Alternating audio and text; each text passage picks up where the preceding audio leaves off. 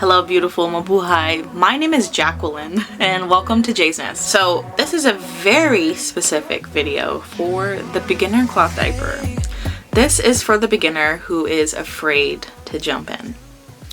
So maybe you have done some research, or maybe you've done all the research, right? Maybe you're entertaining buying some diapers, or maybe you bought all the diapers, but you're afraid to take the plunge into cloth diapering. I have a few things to say about that. The first thing I have to say is if you want to do something, do it, right? Like, it doesn't matter what other people think about you, how they feel about you, if they think that you're able to stick with it or that you can do it.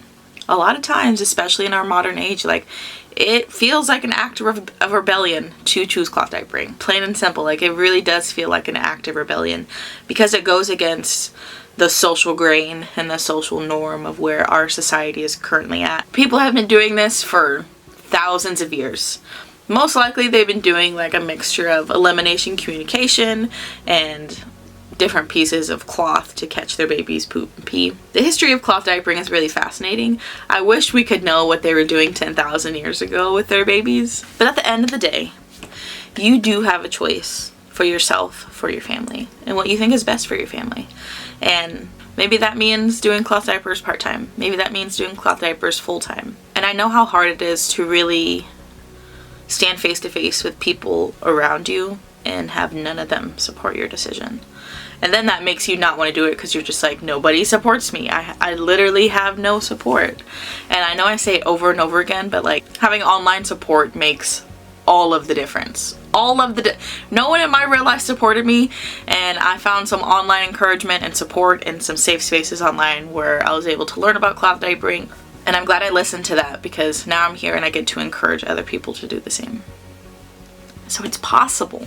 It's possible. But you have to make the decision for yourself that you want to do it. And there is sometimes this fear that comes with cloth diapering, like, am I going to mess up? Depending on the spaces that you're in online, like, leave some of those spaces. There are some spaces in the cloth diaper community that are toxic. I encourage you guys to leave those spaces. If it doesn't fill you up, if it doesn't make you feel good, if it doesn't make you feel supported, if you're reaching out for help and they're rude, leave those groups.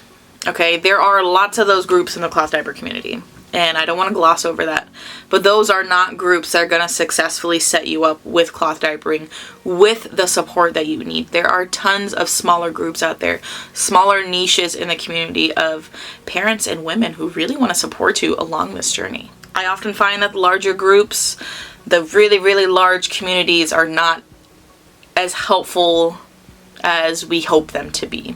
Like, they do come from good intention, and I want to make that like the root of this conversation. All of those big cloth diapering groups come with good intention, and I'm sure they feel overwhelmed. It's like, how am I going to help tens of thousands of people? Oh my gosh, this is crazy. And you know, you can do all the research in the world. You can consume hundreds of hours of cloth diapering videos and really feel like you understand it and you're ready to jump in. But then you feel hesitant, like, well, what if I mess up?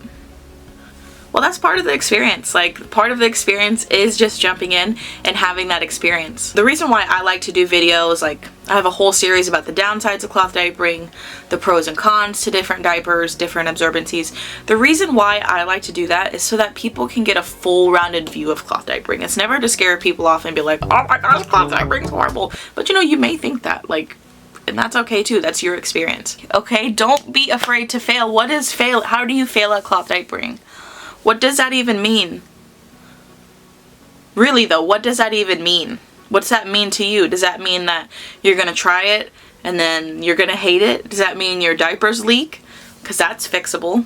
That's something that could be troubleshooted. Or that you're gonna have a bad wash routine and your diapers get stinky?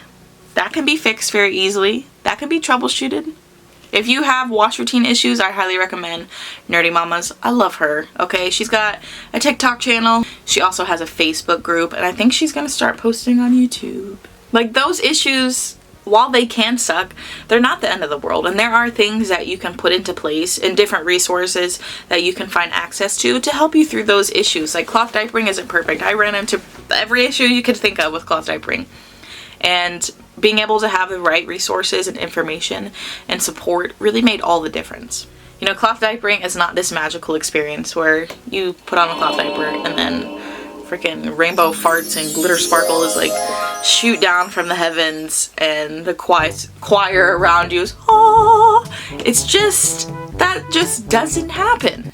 I think what makes the cloth diapering experience exciting is the community. The different memes we create, the different little TikTok or Instagram reels, the silly things, the stigmas, the mean comments that we have funny things to say towards, like, that, to me, that's what makes the cloth diapering experience really fun, is the community.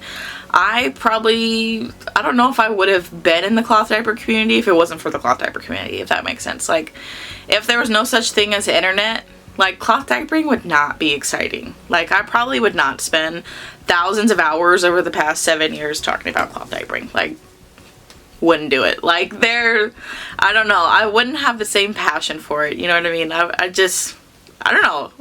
There's something so interesting about this community and, like, you know, talking about the cute little diapers and our experiences and sharing and getting to know each other that makes this experience worth it. It's not necessarily the diapers that change our lives. It's the community and the people that we meet that change our lives. And that's why I put such a huge emphasis on finding spaces that make you feel good, that make you feel encouraged, that make you feel safe. You know, I've always entertained the idea of myself creating a community. I've been an admin for many years on groups. Each group had over 20,000 plus people. It's exhausting. And I just don't think I currently have the space to hold that kind of group. I wish I did have the space, but spaces like that would consume me. And I just can't right now. I just really don't have the space for that. It's a lot of emotional and energetic upkeep. And that's why, even though I don't agree with a lot of Facebook groups that are out there that are like, that micromanage their groups, I also understand it's a very thankless job. They don't get paid to do it. They get a lot of hate for it more than they get praise for it. And it takes a lot of emotional and energetic upkeep.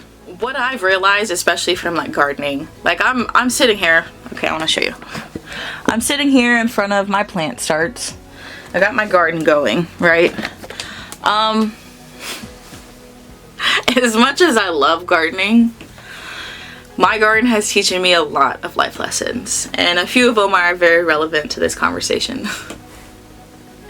So I like to think, you know, I've done a lot of research into growing. I have experience with growing, and some years are more successful than other years. And right now, like half of my seed starts are like dying.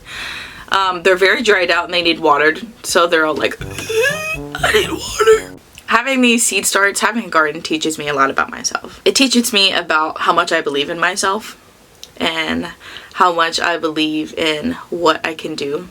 It teaches me how much I can get done without the help of others, even if others don't think that I can do things. It also teaches me that sometimes I fail. And sometimes I think I know what I'm doing. And I can do all the research in the world, but like, they were overwatered, then they were underwatered, and now they look like the soil. I tried some new soil this year, is not great. Some are yellowing, some are purpling, leaves are curling. Probably got some diseases, probably got some vitamin deficiencies, but do I know? No, I really don't know. And that kind of humbles me in a way, right? Like, I feel like I can post all these beautiful pictures of my garden harvest, but like my actual garden looks like crap.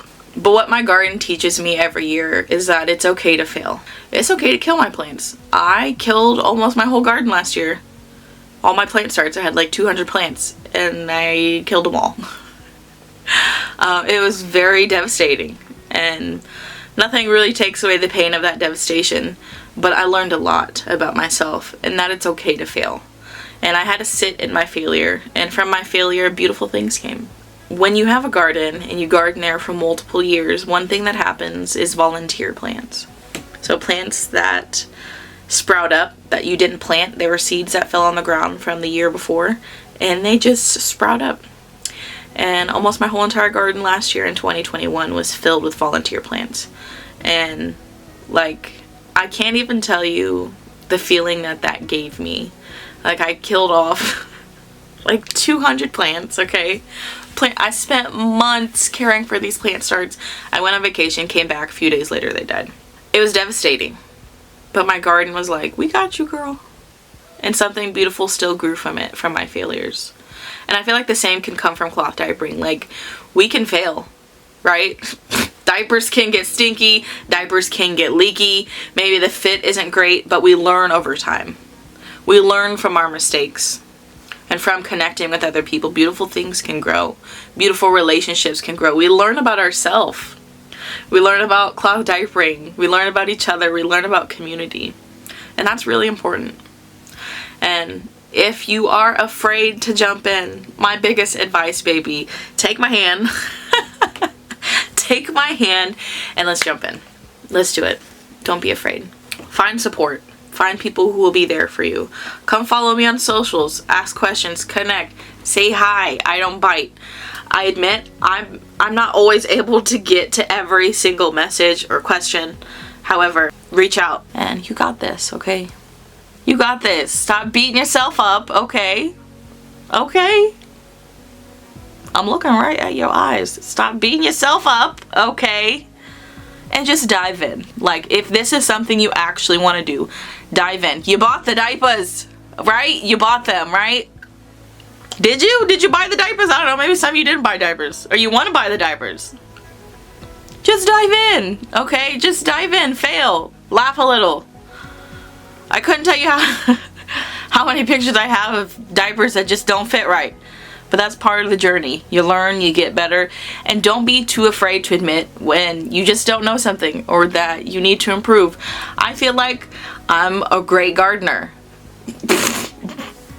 But this shelf next to me shows I'm a little neglectful and like half my garden is dying right now, so I gotta plant more seeds. Like, it's really humbling, you know? Like, I feel like I know what I'm doing, and then my garden's like, do you?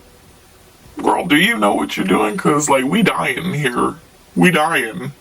Like, poor dude right here, dying of thirst. Poor little dude right here, dying of thirst.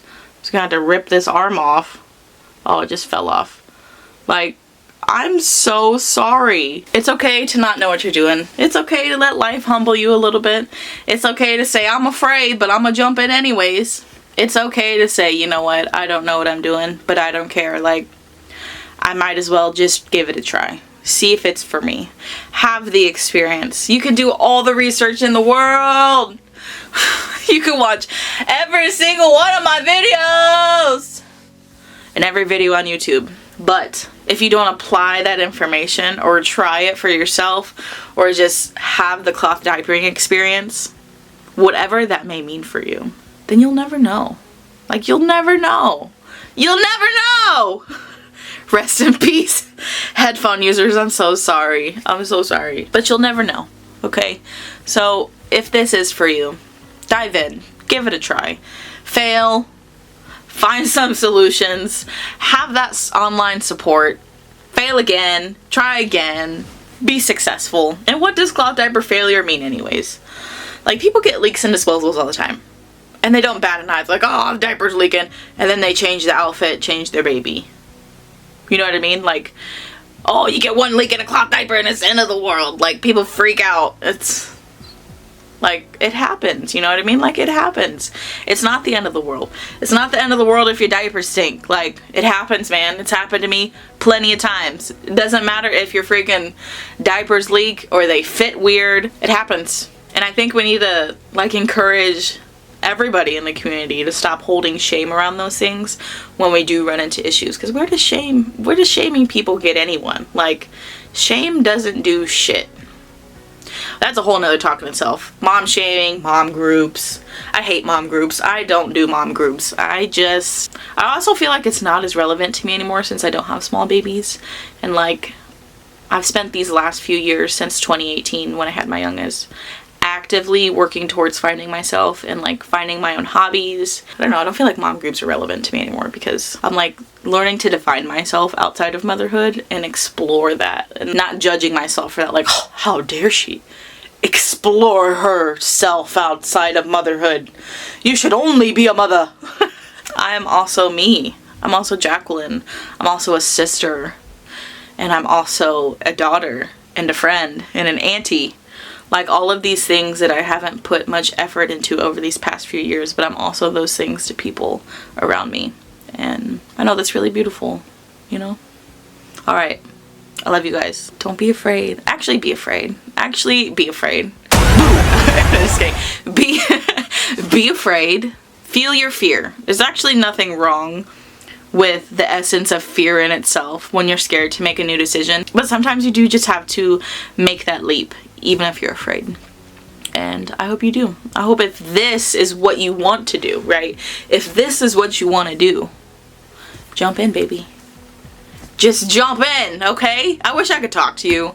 It sucks talking to a screen because I'm just here in my plant room talking to a camera. But I feel you on the other side of that screen. I feel like I'm like peered into somebody. Isn't that weird? Because that's like time bending and folding and warping, and I feel you. I feel you, man. You got this. Just jump in scared, okay? Jump in scared. Do it. Just fuck it. Do it. Love you. I'll talk to you next time.